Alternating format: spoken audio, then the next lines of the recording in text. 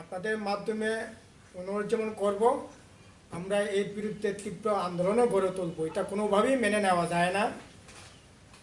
এটা অত্যন্ত মানে এটা মানে কোনোভাবেই এটা অনুমোদনযোগ্য না।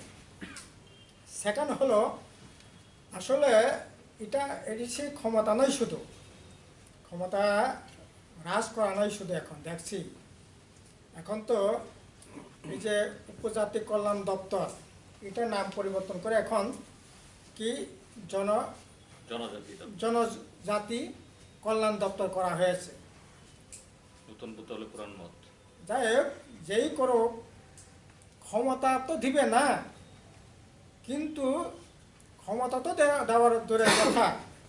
সেখানে আমরা লক্ষ্য করলাম আমাদের রাজ্যে শুরু থেকেই এখানে উপজাতি ছাত্রছাত্রীদের বিশেষ করে তাদের সুযোগ সুবিধা কথায় মাথায় রেখে দূরবর্তী এলাকায় থেকে শহরে হোক গ্রামে হোক গরিব গরিব ছেলেমেয়েরা যাতে হোস্টেলে থেকে লেখাপড়া করতে পারেন, তার জন্য উপজাতি কল্যাণ দপ্তর সেখানে তার বাজেটও যেমন অর্থ বরাদ্দ করা হয়, টোটাল যে হোস্টেলগুলো দেখভাল করবার জন্য উপজাতি কল্যাণ দপ্তর থেকে ডাকা হতো।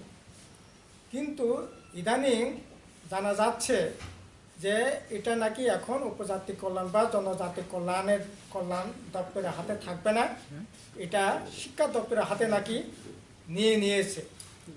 এই ঘটনারও আমরা তীব্র প্রতিবাদ জানাই। এটা এতদিন ধরে উপজাতি কল্যাণের সেখানে